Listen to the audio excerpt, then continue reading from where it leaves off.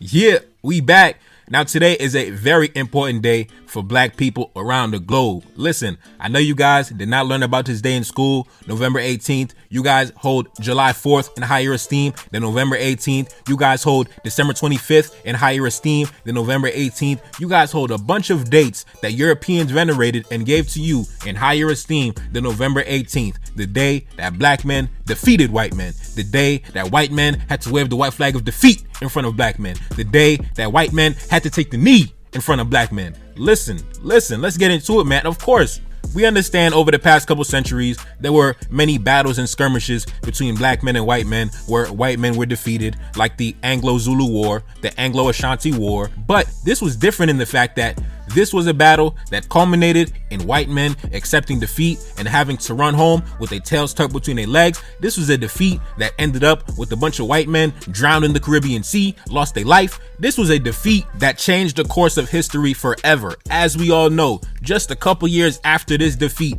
this is when the British officially abolished slavery. This is when the legislation for the abolition of slavery had to go into acceleration because they realized, listen, we are on borrowed time. We are on borrowed time. The black men are coming for their retribution and we might be next. So let's hurry up and get rid of this slavery thing because the black men are ready for war. So let's get into it, man. Let's talk about the Battle of Vertières, the battle that changed the course of history forever. Without this battle, I guarantee you, bro, black men and women would still be under direct subjugation of Europeans still to this day.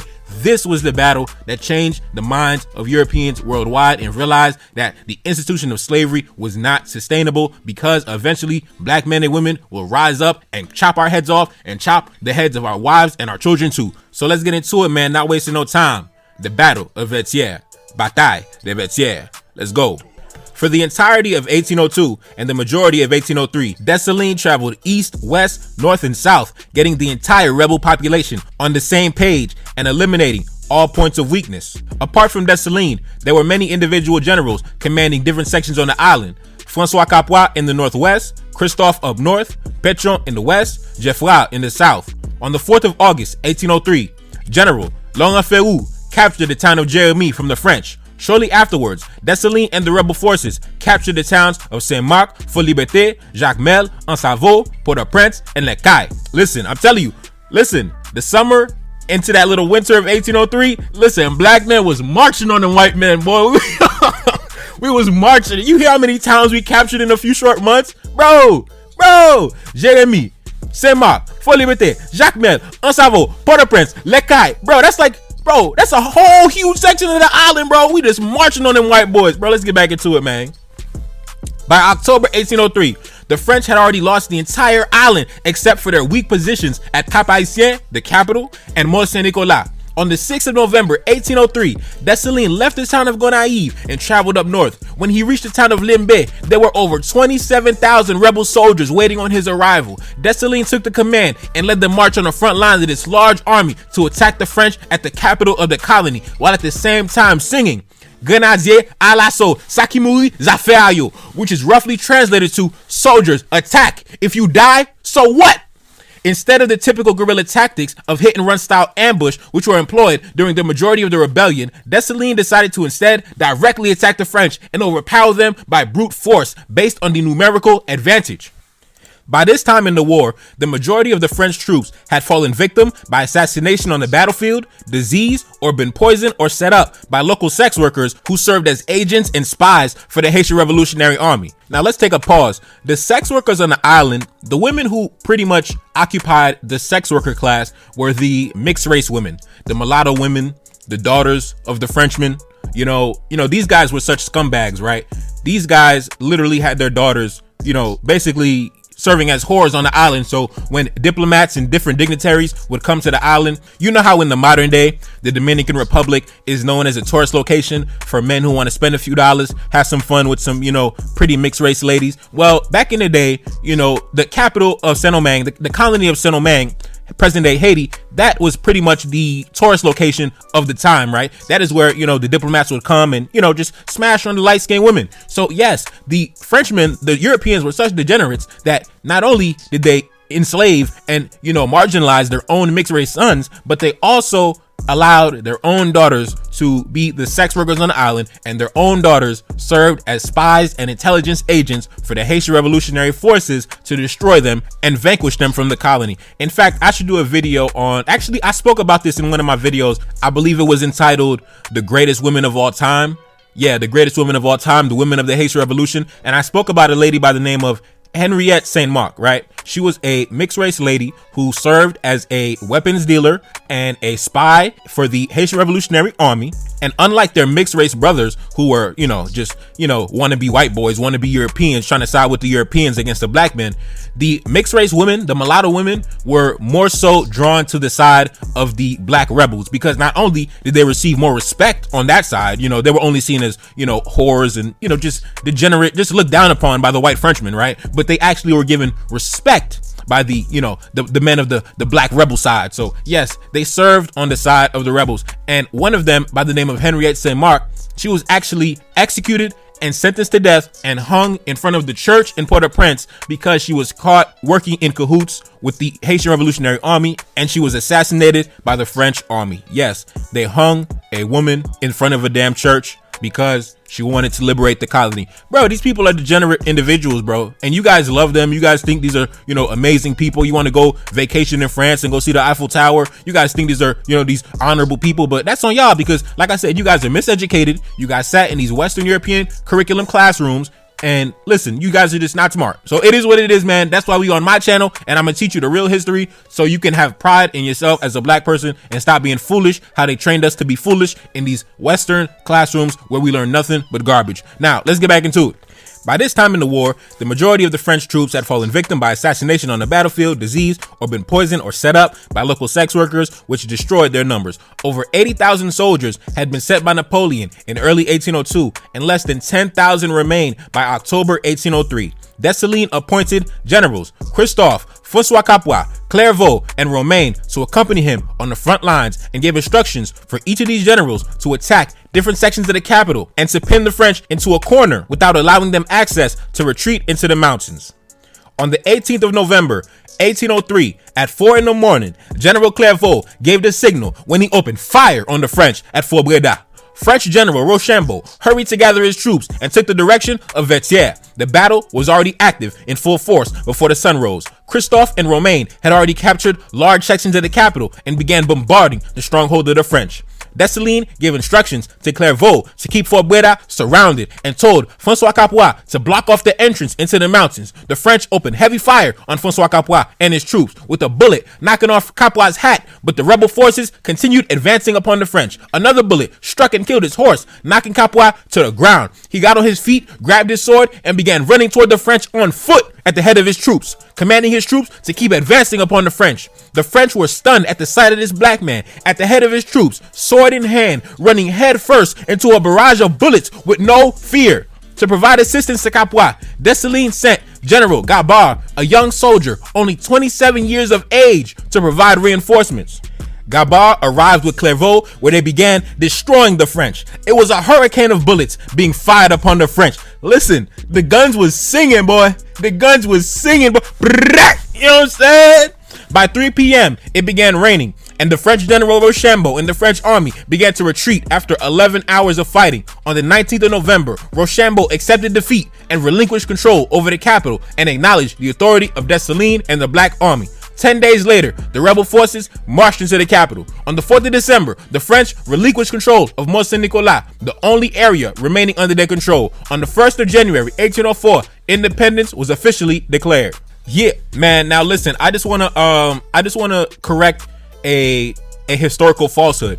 When you Google the Battle of Vertières, right, what you will see is, in the European perspective, they give you this nonsensical story of how when François Capois, he got knocked off his horse and he was running on foot. They say that the French had stopped the battle to come congratulate him because they wanted to show love for his bravery. Bro, listen, that did not happen, bro. That did not happen. Like that literally was made up. The white men made that up. White people made that up, bro. They said that they stopped the battle because they just loved the bravery of Francois Capois so much that they went to go congratulate him on his bravery. That did not happen, bro. We're in the middle of bloody war, bro. Like little infants and babies and old people were getting butchered by the French army. So you think they wanted to stop the battle and show love? You know why they put that in there? They put that in there so when young Haitian children are learning about this, they want to look at the French as good people. Oh, wow, look at that. They stopped the battle to show love and shake our hand. Does that even make sense? You're in the middle of a war, bullets are singing, and you're gonna go across the battlefield to shake your hand. Oh wow, bro, wow, you're really brave. I really like your bravery, bro. That did not happen, bro. If you go on Wikipedia, they say that. They said, oh my God, Rochambeau went over to Capois and was like, wow, bro, you're really a brave soldier. I really admire you. That did not happen, bro. That did not happen, bro. Like, these are the same people that was raping our great grandmother. So you mean to tell me they just loved our bravery so much when we were defeating them on the battlefield? That didn't happen. That was a lie. They literally made that up. They made that whole shit up because they want black people to, look at them favorably, and they wiped out all their atrocities when they made us. Listen, I'm not going to get into the atrocities that happened during the colonial period. I'm not going to mess up this beautiful video. But listen, I just want to let y'all know, if y'all do research on the Battle of Vertières and you see that they said that, the French sent soldiers over to the Haitian side to congratulate Francois Capois because they just loved his bravery so much, that didn't happen. That was a lie. That was a lie. That doesn't even sound realistic, bro. Like, what? Come on, man. That didn't happen, okay? It didn't happen. Anyways, listen. November 18th, 1803. This was the final battle. This was the major victorious battle. This was the greatest battle that black men have ever fought up against our European enemies. This was the greatest battle, bro. This was the greatest. We vanquished them, bro. We vanquished them. Under the cover of the rain, them boys escaped and retreated because the rain was falling, and they... Bro, pussy boys, listen, bro, listen. We've never had another Battle of Vertières in like over 200 years, bro. It's been like 219 years, bro. It's been like 219 years, and we have not had a head-up battle with these guys where we actually defeated them in a war. You know what I mean? We've been peaceful protesting, we've been marching, we've been tweeting and hashtagging, we've been doing a bunch of... I don't know what we've been doing, but listen, black men have not registered a victory against Europeans on this major scale in almost 3 centuries, okay? Listen, I'm gonna be honest, that's disgraceful. But anyways, listen, it is what it is. It's a holiday for me. I'm not working today. I'm not answering no emails today. I'm not answering no phone calls today. I'm not going into no meetings today.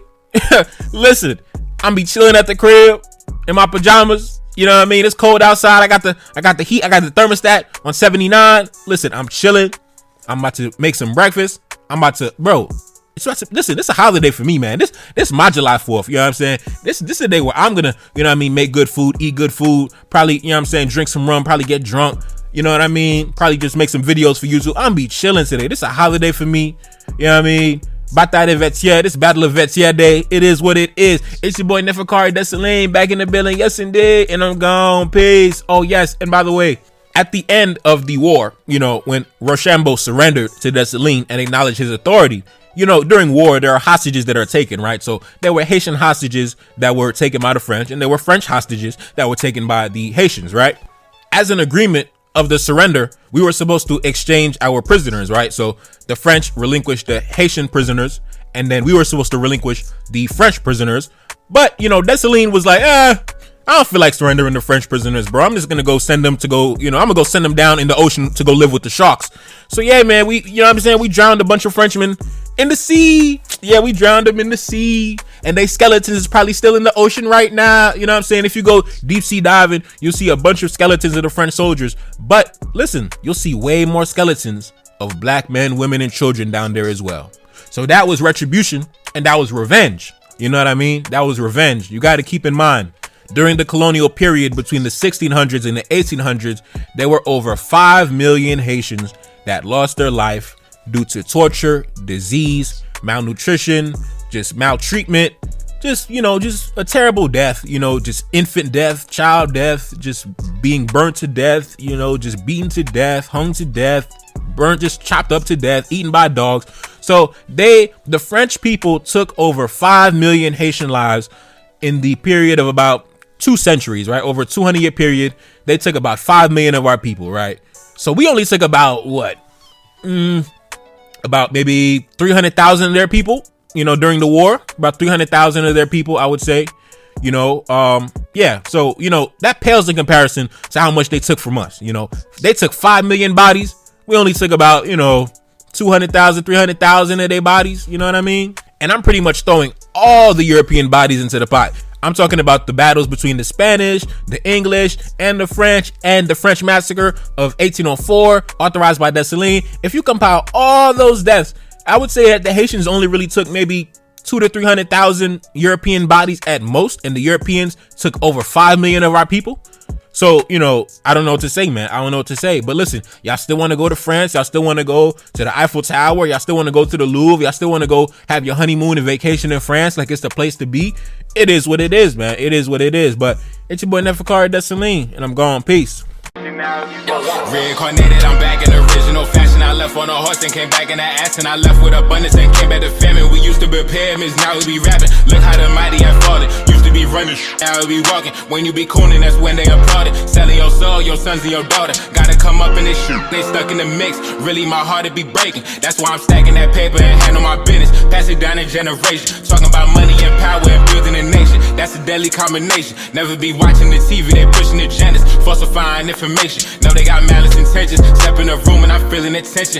Enemy watching, he blocking my vision. Pay for the check cause I need my redemption. Building my kingdom, I need it protected. Ready for war like a young Money Congo. Never decided the team is the motto. Up in the crib and I'm whipping up waffles. Up in the crib and I'm smoking gelato. I'm chilling, I'm taking my pain and make it ambition. I'm blessed by the gods, but I ain't religious. I came for the power, they came for the bitch. They making no hourly wage, I got business. This is an art and they could never be taught. Selling my soul, I can never be bought. Play with my money, I see you ain't caught. Run to the check and I do it for sport. Babylon falling, I go to the source. Packing my luggage and go overseas. Shorty be with me and she so elite. Shorty be chocolate, I'm calling her Hershey. Secret intelligence probably gon' murk me. Don't fuck with brands cause nigga I'm Haitian. Say the wrong shit and you're smacking their faces.